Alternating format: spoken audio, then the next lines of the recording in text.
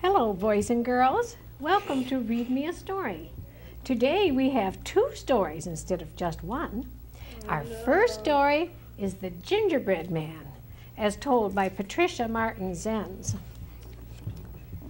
A rather long time ago, there lived a little old man and a little old woman in a tiny house in the green country.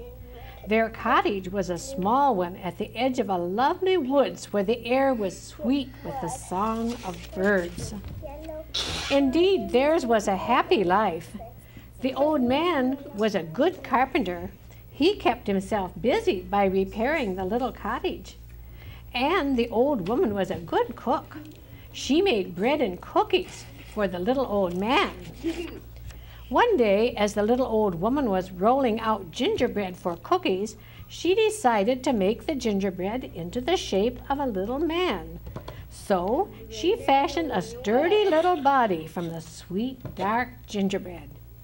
On his jacket, she put 3 plump raisins for buttons. Then she gave him almond nuts for eyes and a red candy mouth. Then she put him in the oven to bake. While he baked, she thought of him, and the little old lady loved her gingerbread man with all her heart. Perhaps it was her love for him that made a strange and wonderful thing happen. For when he was finished baking, she opened the oven, and out popped the little cookie man. He jumped to the floor and began to run away. The little old lady threw up her hands and ran after him. She called to her husband, who was mending the flower box. He dropped his hammer, and they both ran after the gingerbread man, but they could not catch him. I am a little gingerbread man. Out of the oven I jumped and ran, away from the little old woman and man. I ran from the thrashers in the barn, and I can run from you, I can. Then the mowers joined the parade of people running after the gingerbread man, but they could not catch him. He ran on and on, past fields and houses, until he came to a cow. He called out to her, I am a little gingerbread man. Out of the oven I jumped and ran, away from the little old woman and man. I ran from the thrashers in the barn and mowers working on the farm. And I can run from you, I can. The cow started to chase him, but she was too big, and he was too quick and nimble, and the cow could not catch him either. Soon the whole barnyard of animals was chasing him. The plump pink pigs, the white woolly lambs, and the chattering chicks. But none of them could catch that gingerbread man.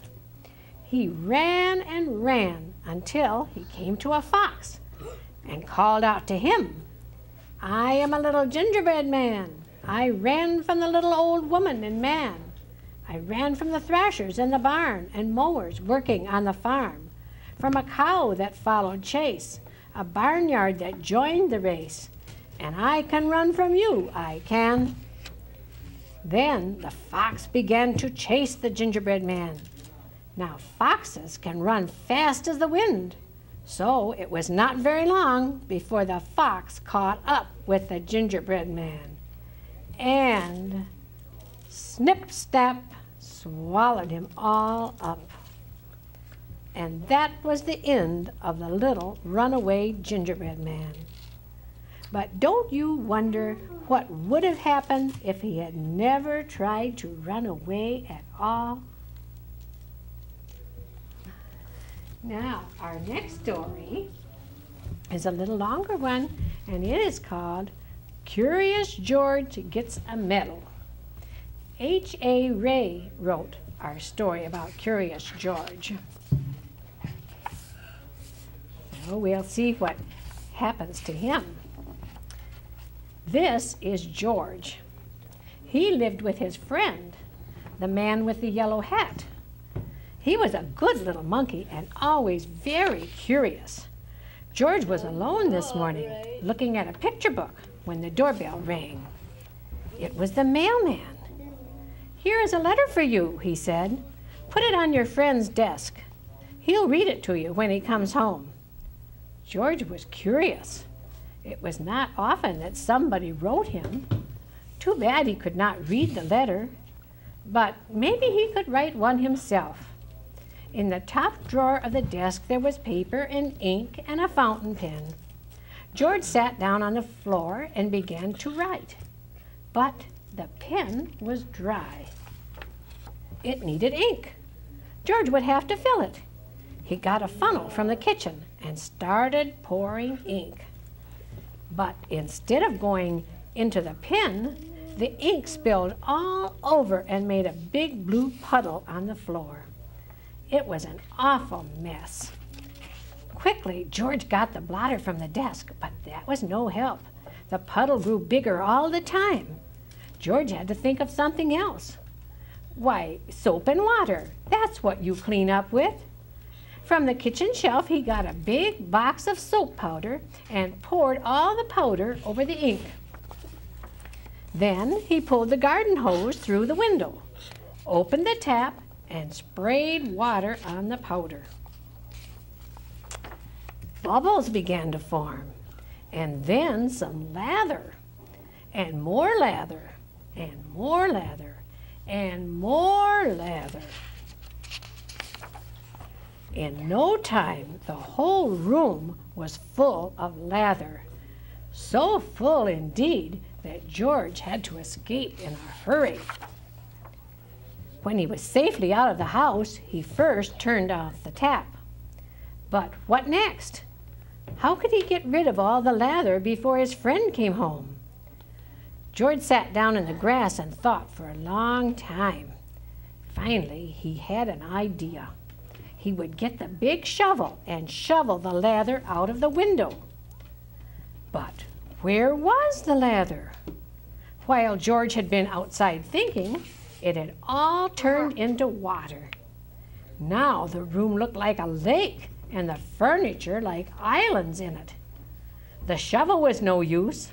A pump was what George needed to get the water out, and he knew just where to find one. He had seen a portable pump at the farm down the road. The farmer was away working in the fields. Nobody noticed George when he got the pump out of the shed. It was heavy. He would need help to pull it all the way back to the house. Maybe he could tie the goat to the pump and make her pull it. But just as George was about to slip the loop over the goat's head, he was hurled through the air and landed near a pen full of pigs. The biggest pig was standing near the gate. What if George opened the gate just enough to let him out? A big pig could easily pull a small pump.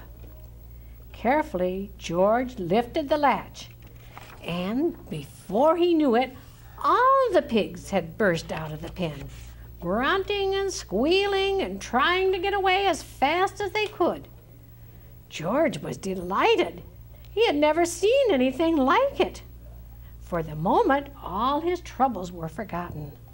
But now the pigs were all gone, and not a single one was left to help him with the pump. Luckily, there were cows grazing nearby. Cows were gentle and strong. It would mean nothing to a cow to pull the pump for him. This time, George was right. The cow did not mind being tied to the pump. She even let him climb on her back. And off they went. George was glad. Now he would soon be home. Pump out the room and everything would be all right. Meanwhile, the farmer and his son had heard the squealing of the pigs. They rushed home from the fields and now had their hands full catching all those pigs. Not until the last pig was safely back in the pen did they have time to look around. And what did they see? A little monkey riding on their cow, making off with their pump. The chase was on. George and the cow were ahead at first, but the pump was slowing them down. The farmers were getting closer and closer. Now they had almost caught up with them.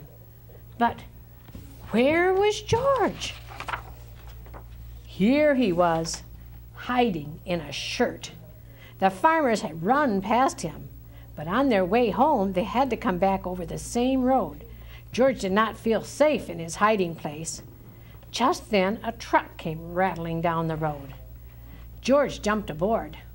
Monkeys are good at jumping, and was gone before the farmers had a chance to see him. The truck drove to a part of town that George had never seen before. At last it stopped in front of a large building. It was the museum. George did not know what a museum was. He was curious.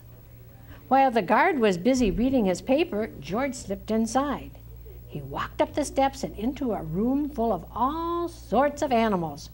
At first, George was scared, but then he noticed that they did not move.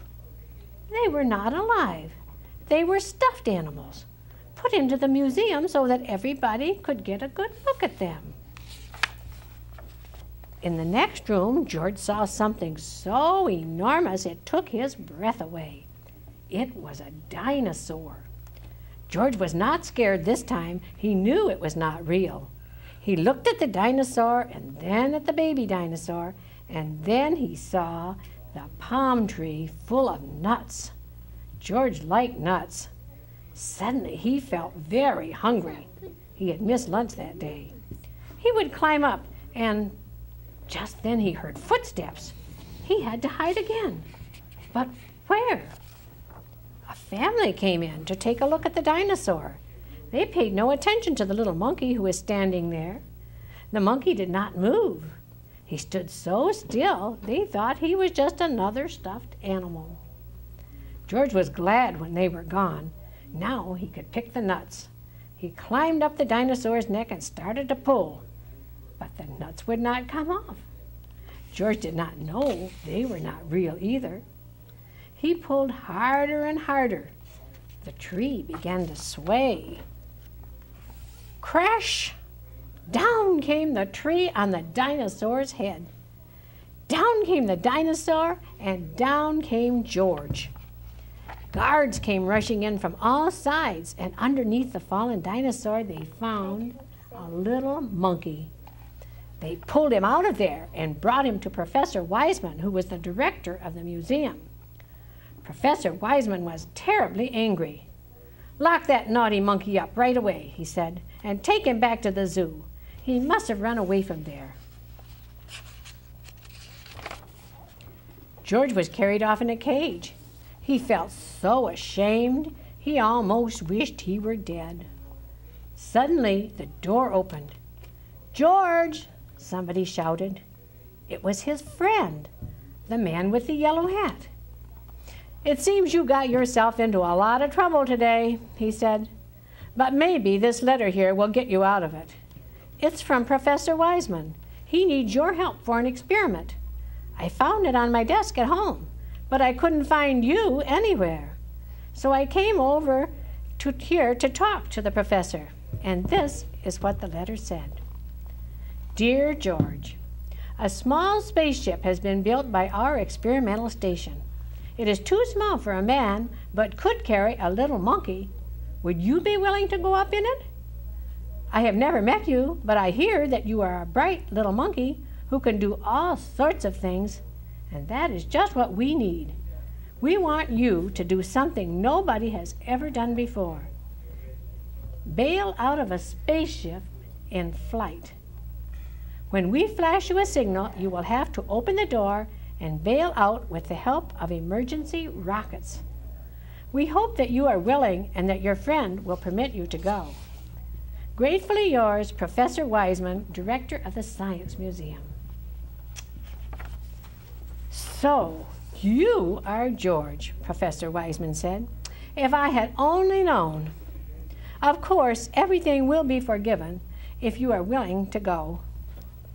They got the smallest size spacesuit for George and all the other things he needed for the flight.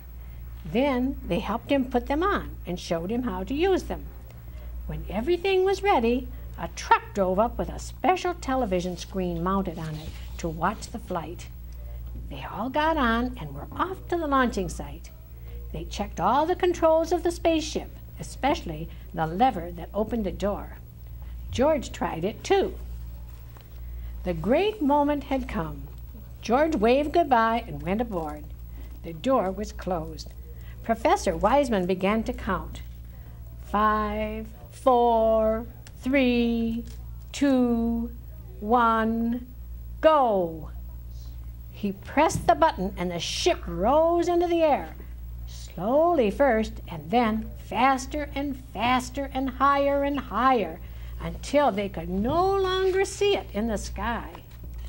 But on the screen, they saw George clearly all the time. Now the moment had come for George to bail out. Professor Wiseman flashed the signal. They watched the screen. George did not move. Why didn't he pull the lever? In a few seconds, it would be too late. The ship would be lost in outer space with George in it. They waited anxiously. At last, George began to move. Slowly, as if in a daze, he was groping for the lever. Would he reach it in time? There, he grabbed it. The door opened. Hooray! George was on his way. Out of the blue, an open parachute came floating down to earth. The truck raced over to the spot where George would land. What a welcome for George! Professor Wiseman hung a big golden medal around his neck. Because, he said, you are the first living being to come back to Earth from a space flight. And on the medal it said, to George, the first space monkey. Then a newspaperman took his picture and everybody shouted and cheered, even the farmer and his son, and the kind woman from next door, who had worked for hours to get the water out of the room. I am proud of you, George, said the man with the yellow hat. I guess the whole world is proud of you today. It was the happiest day in George's life. Now, that's all of our stories for today, boys and girls. I thank you all for coming. But just wait a minute and we'll talk through the story. You want to sit down for a moment? Did you like it?